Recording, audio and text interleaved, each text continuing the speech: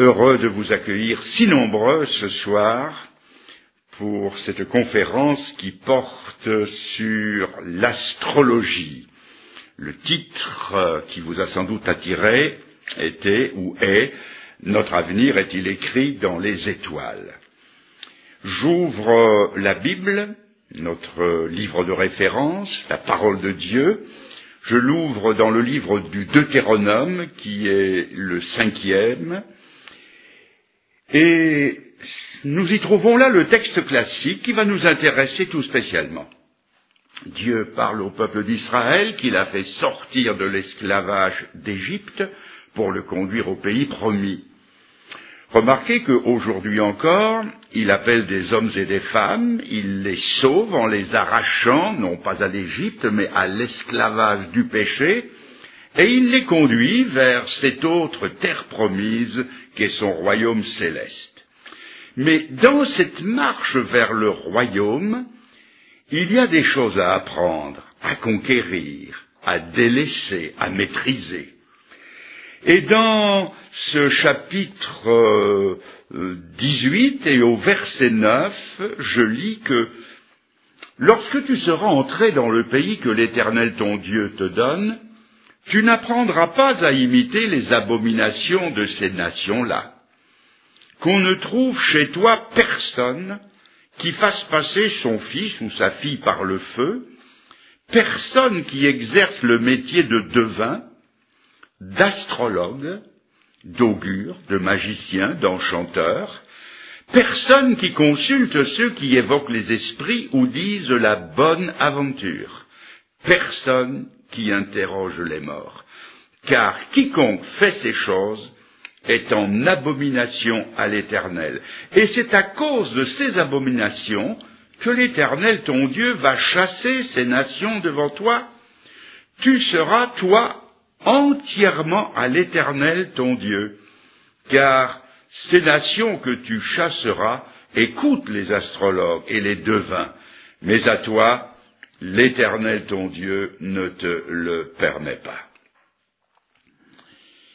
Il serait peut-être bon, avant d'entrer dans le vif du sujet, de s'arrêter brièvement sur quelques-uns des termes que nous venons de rencontrer dans ce texte de base.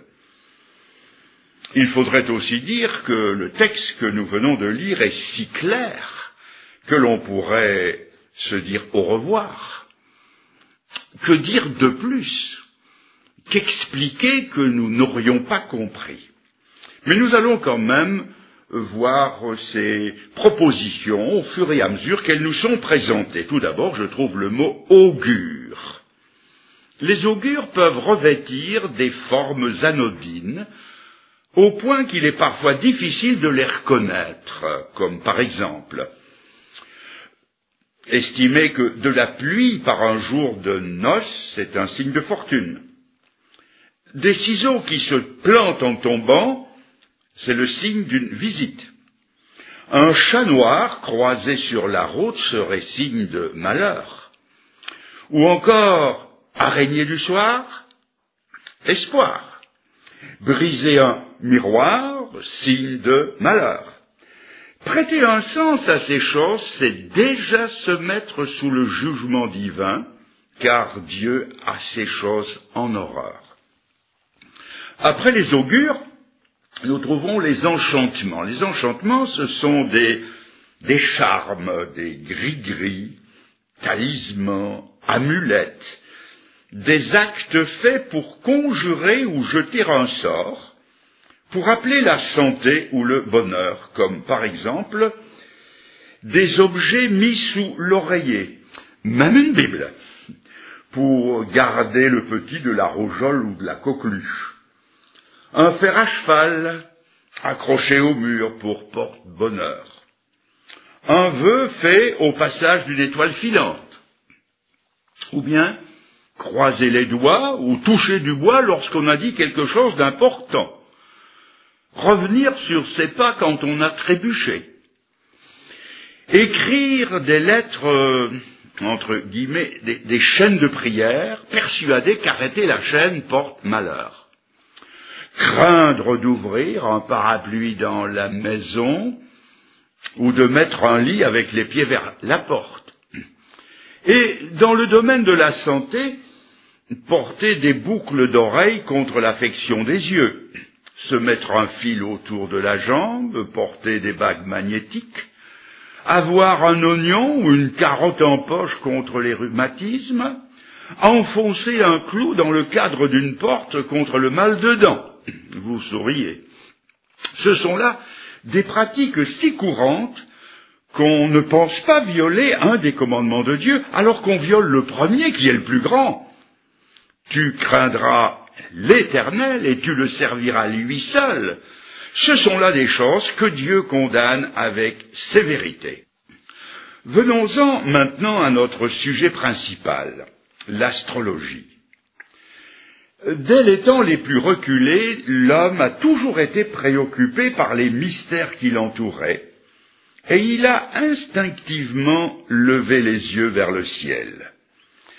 La voûte percée de 1000 points scintillants l'attirait, l'intriguait.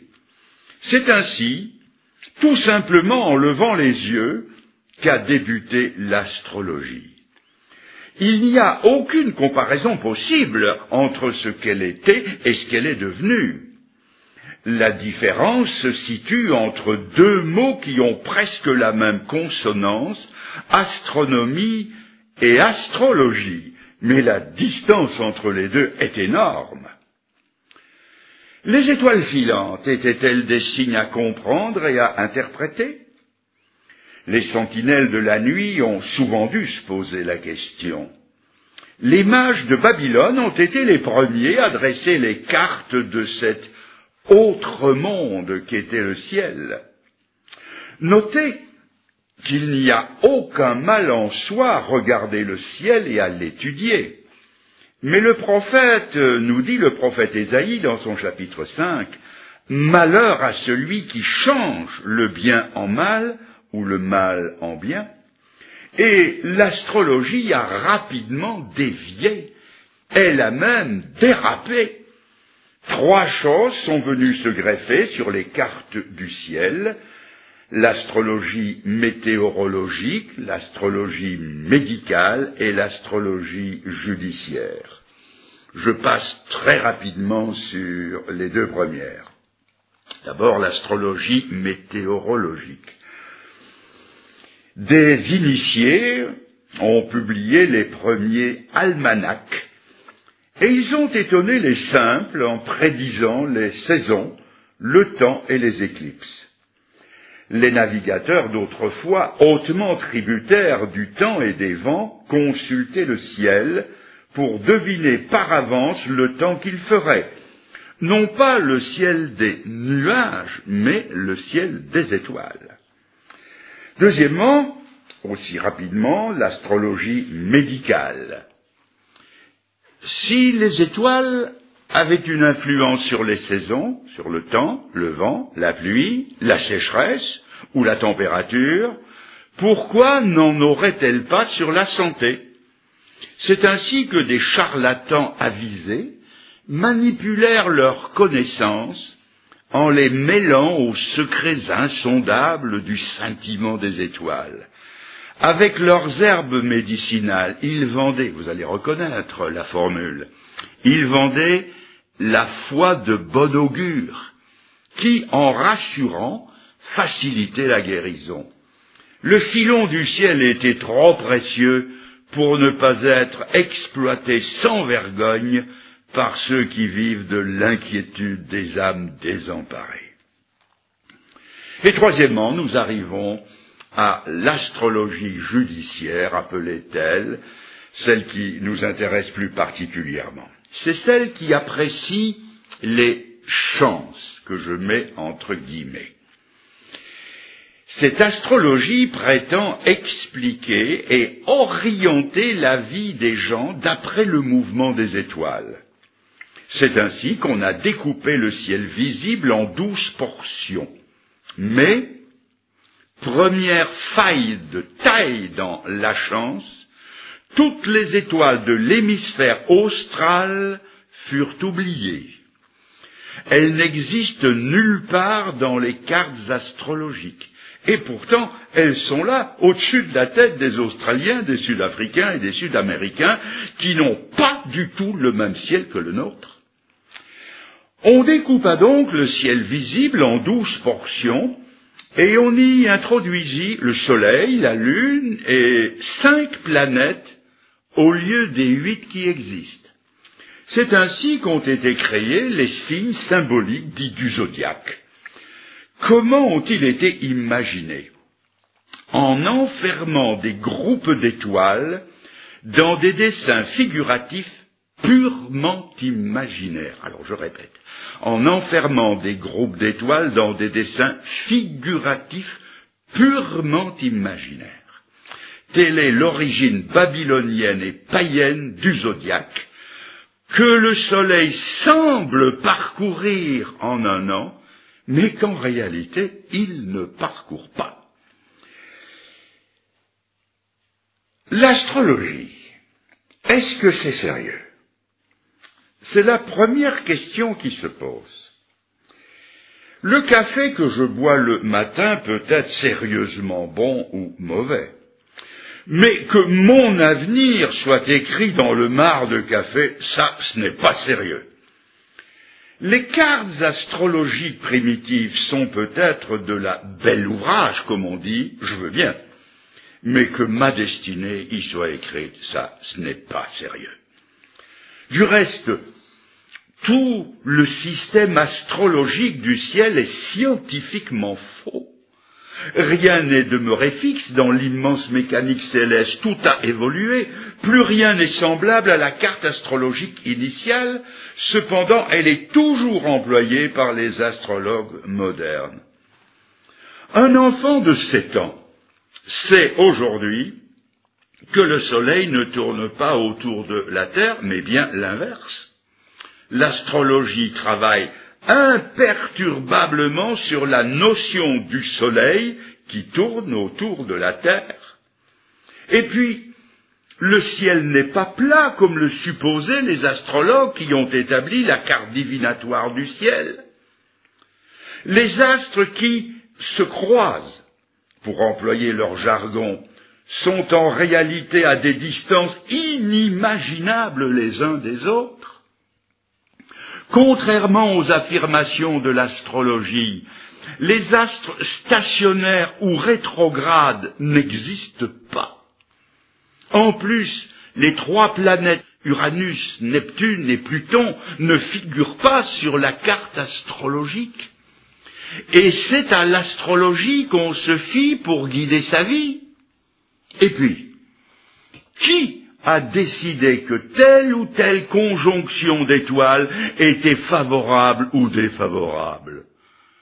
Comment peut-on accepter que des jumeaux nés sous la même étoile, à la même heure, comme Ésaü et Jacob, ont cependant des destinations diamétralement opposées? Oh, bien sûr, quand les prédictions des astrologues sont assez vagues, ça peut être 50% vrai, comme on dit 50-50. Si ce n'est pas blanc, c'est noir. Si ce n'est pas une fille, c'est un garçon, une fois sur 2. Mais quand les prédictions deviennent plus précises, quelle déconvenue! C'est ainsi que les astrologues arabes, juifs et chrétiens du Moyen-Âge, s'accordèrent pour prédire la fin du monde pour le mois de septembre de l'an 1185. Et nous sommes tous là. Les astrologues les plus sérieux ont prédit un déluge universel pour le mois de février 1524. Je répète, 1524. Le docteur Auriol de Toulouse se construisit un bateau, une arche pour sauver sa famille, mais pas une goutte d'eau ne tomba sur Toulouse, bien que Saturne, Mars et Jupiter étaient en conjonction sous le signe du Poisson. Alors qu'en 1939, le bruit des bottes se faisait entendre en Europe, les astrologues anglais prédisaient qu'il n'y aurait pas la guerre. Plus récemment, les astrologues américains ont annoncé qu'en 1969, la Californie serait sous les eaux de la mer. Il est intéressant de constater que les horoscopes, publiés par différents journaux, s'accordent tous sur un point, c'est de ne pas être d'accord entre eux. J'ai gardé un petit dessin humoristique qui dit « Si les astrologues étaient si forts qu'on le dit, ils devraient logiquement prédire aussi toutes leurs erreurs de prévision, ce que, évidemment, ils ne font pas. » Les astrologues prétendent connaître tellement de choses et dire par avance tellement d'autres choses, mais aucun d'eux n'a prévu cette année exceptionnelle qui a vu l'effondrement du mur de Berlin et du régime soviétique. Ces voyants par étoiles interposées n'ont pas vu que, pour sa traversée inaugurale de ce mois d'avril 1912, l'insubmersible Titanic serait au fond de l'océan Atlantique. Le ciel astrologique n'a révélé à aucun d'eux la date du 11 septembre 2001 et l'attentat terroriste contre les 2 tours du World Trade Center à New York. Si l'astrologie avait quelque chose de sérieux, ne pensez-vous pas que les astrologues avisés se seraient tous enrichis en gagnant aux courses, à la loterie, au sport toto ou à la bourse? Mais ils ne peuvent s'enrichir que sur le compte des crédules qui vont les consulter. Alors certains prétendent que c'est un divertissement. Ils disent cela pour s'excuser de le lire chaque jour. Mais est-ce que ce n'est qu'un divertissement? En aucun cas, car il s'y cache des choses plus profondes. Tenez, par exemple, si je vous posais la question, pourriez-vous me citer par cœur le nom des 12 tribus d'Israël? Je suppose que vous seriez assez emprunté. Deuxième question. Pourriez-vous, sans vous tromper, citer dans l'ordre les 12 petits prophètes de l'Ancien Testament? Je continue. Si je demandais à d'authentiques chrétiens qui, comme moi, lisent la Bible chaque jour, pouvez-vous me citer le nom des 12 apôtres du Seigneur? Je suis persuadé que, comme moi, ça les embarrasserait un peu. Et pourtant, je suis tous les jours dans la Bible. Je l'aime et je l'étudie. C'est à dessein que j'emploie le chiffre 12, parce qu'il y a les 12 signes du zodiaque. Des gens prétendent que, pour eux, ce n'est qu'un petit divertissement. Et pourtant, ces 12 signes du zodiaque, ils les connaissent par cœur. S'ils vous demandent votre date de naissance, ils vous donnent immédiatement le signe qui correspond. J'ai même vu un jour un jeu télévisé. C'était une sorte de chaise musicale où on retire une chaise quand quelqu'un se trompe. Ce jeu portait sur les signes du zodiaque. Et quand on est arrivé à la fin des questions, aucun ne s'était trompé. Si donc, on ne se trompe pas dans ces choses, c'est que le cœur est pris et qu'on y est tout entier. L'astrologie est une chose dangereuse. Comme tout système basé sur le mensonge, elle est d'origine satanique, Satan étant le père du mensonge. C'est une vieille maladie spirituelle, parmi les plus anciennes qui ait affligé l'humanité. Elle est dangereuse parce que dans l'astrologie, l'individu est le centre d'attention. Le sujet de prédilection de chacun, c'est soi-même. Ce que veut le lecteur de l'horoscope, c'est qu'on m'annonce mon horoscope à propos de ma vie, de ma santé, de mes sentiments, de mon avenir, de mon travail. C'est là le centre terriblement égocentrique de l'astrologie. Et elle est dangereuse parce qu'elle crée une vue fataliste de l'esprit. Elle sape la liberté de choix et par voie de conséquence la liberté de conscience. L'esprit de décision est mutilé par ce déterminisme païen. Celui qui y a recours est programmé par les étoiles, autrement dit, il est astrocommandé. Voici un exemple extrême, mais vrai, que produit la dépendance astrologique. Une riche étrangère de la meilleure société est venue à Genève pour accoucher. Tout s'annonçait bien, mais la future mère devenait de plus en plus anxieuse. Que se passait-il? On a appris qu'elle avait été consulter un grand astrologue italien qui lui avait dit que pour que son enfant naisse sous la meilleure étoile possible, il devait naître un certain dimanche matin à 10 heures. Et comme la date s'approchait et que l'accouchement ne se précisait pas, elle a exigé de le provoquer par une césarienne. Et ce dimanche à 10 heures du matin est né un superbe garçon, sous la meilleure étoile. Seulement, sans explication possible, 4 heures après, l'enfant était mort. Et c'est pour qu'il naisse sous la meilleure étoile possible que sa maman l'a fait naître ce matin-là à 10 heures. Triste exemple d'aliénation diabolique qui nous conduit à affirmer que véritablement l'astrologie est satanique. Cela remonte très loin, au début de l'humanité, dans la jeunesse, quand nos premiers parents ont été tentés. Souvenez-vous de cette phrase qui leur a été suggérée. Vous serez alors comme des dieux. C'est le même langage. C'est se passer de Dieu pour avoir accès à la connaissance. Ainsi, l'homme croit être le maître de son temps et de son destin. Il régit tout.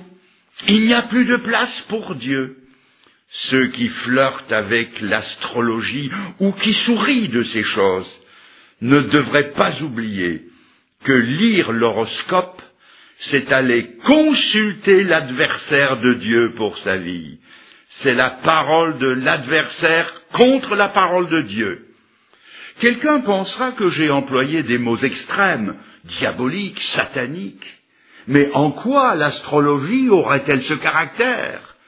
Eh bien, ceux qui y ont recours se placent sans le savoir sous l'autorité de ce que l'Épître aux Éphésiens appelle sous la puissance du prince de la puissance de l'air. En plus, elle est une désobéissance à la parole de Dieu. Tout commerce avec l'astrologie produit une aliénation spirituelle. Et tant que quelqu'un n'a pas mis sa vie en ordre de ce côté-là, l'ennemi a toujours accès à sa vie, d'où ces guerres intérieures, ces troubles inexplicables, ces voix que l'on entend, ces insomnies angoissées, ces cauchemars et dérèglements psychiques. La vie et la pensée spirituelle sont constamment perturbées comme s'il y avait un poste de brouillage. Il paraît que pendant la guerre, on essayait de capter Radio Londres, mais l'ennemi brouillait les émissions. Il y a des gens sincères qui recherchent Dieu et qui voudraient dialoguer avec lui, mais ils n'y parviennent pas parce que quelqu'un d'autre ou plusieurs autres sont, comme on dit, sur la même ligne. Ils sont toujours entravés par un lien ténu, mince, occulte, plus résistant que tous leurs efforts. Ils sont comme un cheval qui a faim et qui voudrait aller manger au râtelier, mais qui est monté par un cavalier qui l'en empêche. Des centaines de personnes voudraient se convertir, Mais ils ne le peuvent pas parce qu'il y a ces liens occultes dans leur vie qui les tiennent. Nous assistons, dans ce début de 3e millénaire, à un véritable réveil d'occultisme, qui prépare la venue du plus grand des occultistes, celui que la Bible appelle l'Antichrist. Il y a 60, 70, 80 ans, peu de journaux avaient une rubrique astrologique. Aujourd'hui, plus aucun journal, plus aucune revue ne se prive de publier cette rubrique-là. Or, l'histoire nous a appris que chaque fois que l'homme s'est massivement détourné de la parole de Dieu, il est entré dans des périodes de décadence, et il s'est attaché, comme le dira l'apôtre Paul, dans 1 Timothée 4, à des doctrines de démons. Madame Soleil, la grande voyante française décédée il y a peu, a dit que sa vogue était due à l'abandon de la foi chrétienne. Cette vogue d'occultisme est le signe que les hommes sont de plus en plus comme des brebis sans berger, et ils s'attachent, comme le dit l'apôtre Paul, à des fables. L'angoisse des gens est telle aujourd'hui que suite à une offre astrologique gratuite par une station de radio périphérique, elle a reçu 20 000 appels pour une seule émission. Voici quelques années, un grand quotidien américain, qui, pour des raisons que je ne connais pas, n'a pas pu faire paraître sa rubrique astrologique pendant plusieurs jours, a été submergé de dizaines de milliers de lettres de gens complètement désemparés parce qu'ils ne savaient plus comment diriger leur vie. La parole de Dieu est sans équivoque à ce propos. Je vais vous relire une partie de ce que Dieu dit à ce sujet. Quiconque fait ces choses, c'est-à-dire évoque les esprits, dit la Bonaventure, interroge les morts, les devins, les astrologues, les augures, quiconque fait ces choses est en abomination à l'Éternel. Et le prophète Ésaïe nous donne des précisions dans son chapitre 47 à partir du verset 12. Il dit ceci: « Reste donc au milieu de tes enchantements et de la multitude de tes sortilèges, auxquels tu as consacré ton travail dès ta jeunesse. Peut-être pourras-tu en tirer profit. Qu'ils se lèvent donc et qu'ils te sauvent, ceux qui connaissent le ciel, qui observent les astres, qui annoncent d'après les nouvelles lunes ce qui doit arriver. Voici, ils sont comme de la paille, le feu les consume, ils ne sauveront pas leur vie des flammes. Tel sera le sort de ceux que tu te fatigues à consulter. Il n'y aura personne qui vienne à ton secours. » Mes amis, si nous entretenons le moindre rapport avec ces choses, nous nous prostituons spirituellement parlant. Et si nous ajoutons foi à ces forces occultes, nous entrons en alliance avec les puissances démoniaques, et croyez-moi, les démons, en alliance, ils ne lâchent pas facilement leurs partenaires. Quelqu'un va dire, mais alors, que faut-il faire? Pour en être délivré, il faut se repentir de la lecture des horoscopes et de l'intérêt qu'on leur porte.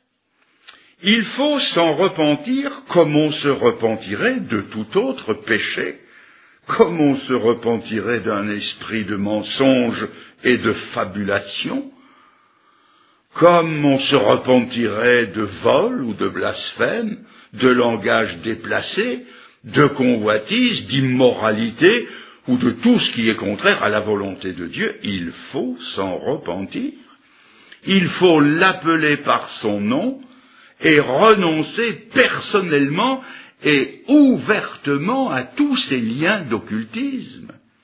Il faut aussi se séparer de tout ustensile qui s'y rapporte, Livres de magie, pendules, bagues magnétiques, formules, bijoux occultes, de tous les liens visibles qui sont le support de l'occultisme. Et comme l'a dit un spécialiste, il faudra parfois même confesser un lien d'hérédité et se séparer des pratiques qui se font dans la famille. Il faut s'en séparer et en appeler au secours de celui qui délivre, le Seigneur Jésus-Christ. Et pour finir, ce qui est important, après tout, ce n'est pas de savoir si on est né sous tel ou tel signe, mais ce qui compte, c'est d'être, et je souligne, né de nouveau, selon les paroles mêmes du Seigneur, dans l'évangile de Jean au chapitre 3, où s'adressant à Nicodème, il lui a dit « Il te faut naître de nouveau ». Et puis, Dieu n'a jamais délégué ses pouvoirs aux étoiles. Il a délégué ses pouvoirs à Jésus-Christ qui a dit « Tout pouvoir m'a été donné dans le ciel et sur la terre ». Jésus-Christ est appelé dans la Bible l'étoile du matin, Apocalypse 22. Il est le soleil de justice, Malachie chapitre 4. Jésus-Christ est le point final à toute tentation astrologique. Jésus-Christ seul est la lumière et la vie. C'est à lui qu'il faut aller. C'est à la Bible qu'il vous faut venir. Nous ne nous fourvoierons jamais tant que nous serrerons la parole de Dieu dans notre cœur.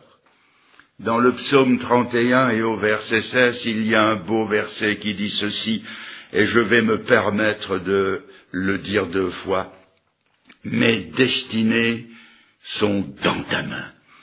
Mes destinées sont dans ta main, et pas ailleurs, et en tout cas pas dans les étoiles.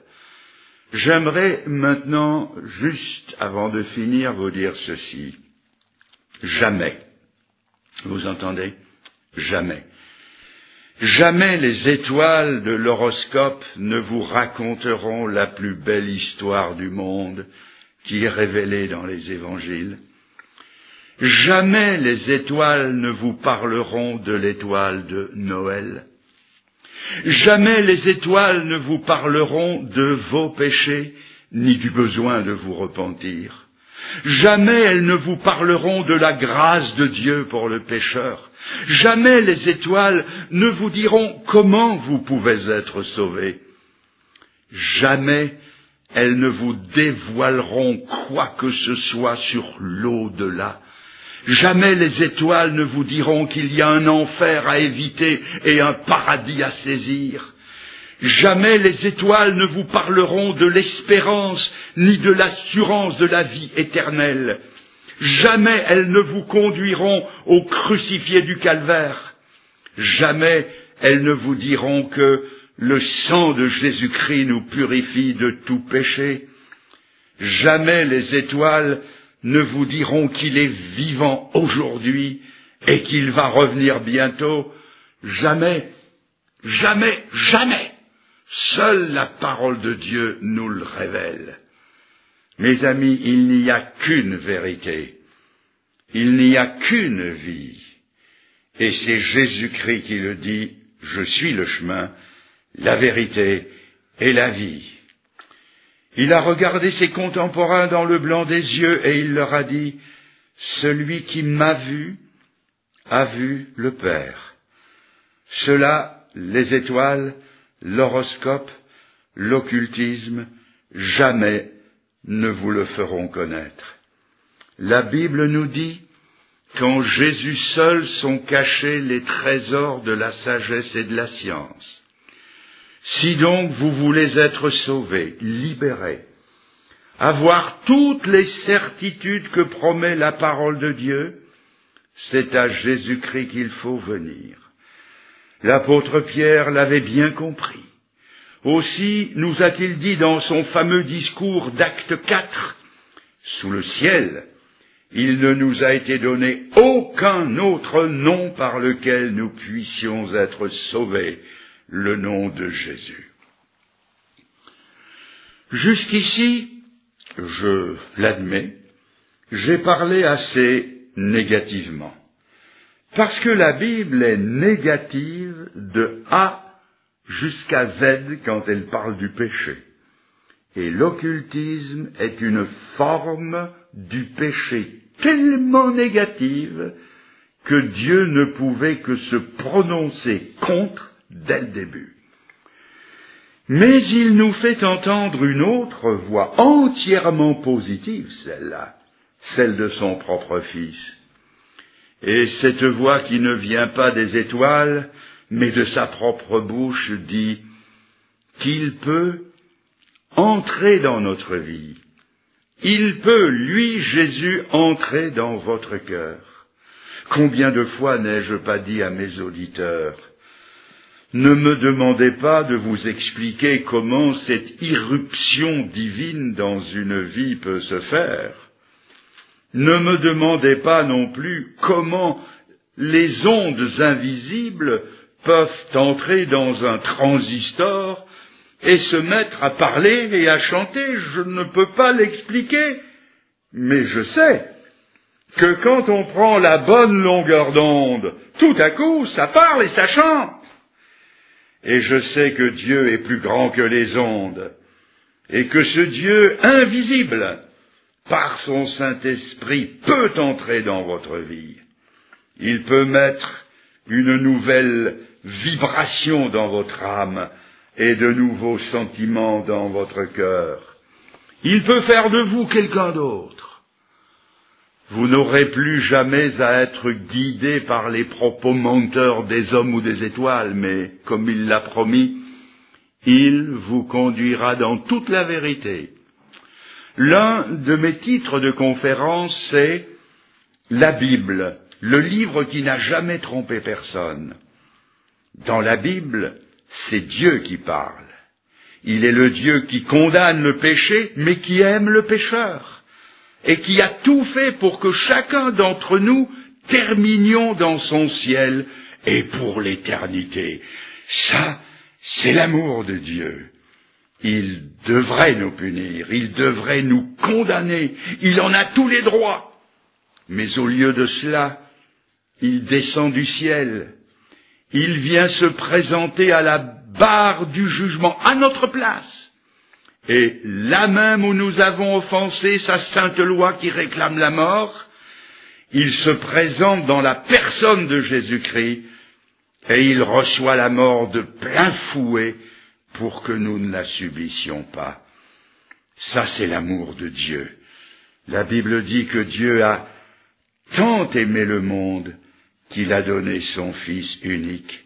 C'est dans ce texte capital de l'Évangile de Jean, chapitre 3, verset 16, que nous trouvons l'approche de Dieu envers chacun de nous. Alors puissiez-vous vous approcher de lui, comme c'est écrit. Approchez-vous de Dieu, et il s'approchera de vous. Entre nous et Dieu, il n'y a qu'un pas, mais il nous appartient de le faire. Je l'ai fait quand j'avais 20 ans, et je ne l'ai jamais regretté un seul instant. C'était le moment de Dieu pour ma vie, et il est très possible que ce moment soit arrivé pour quelqu'un qui écoute cette prédication ce soir. Quelqu'un qui sait, qui sent que maintenant, c'est le moment de la décision. La Bible dit, « Aujourd'hui, si vous entendez sa voix, n'endurcissez pas votre cœur. » Mes amis, lancez-vous dans les bras du Sauveur. Avouez-lui votre passé astrologique et votre passé tout court. Et dites-lui, Seigneur, que de regrets. Seigneur, je ne peux ni refaire ni défaire ce que j'ai fait. Je ne peux revenir en arrière que dans la repentance et dans la foi que je mets en toi et dans ta promesse de pardon. Et ce soir, je regrette, je me tourne vers toi et Seigneur, je t'accepte dans mon cœur comme mon sauveur personnel. Mes amis, que Dieu vous bénisse, qu'il vous délivre et qu'il vous remplisse de son ciel, de son amour, par le Saint-Esprit dans votre cœur. Bonsoir.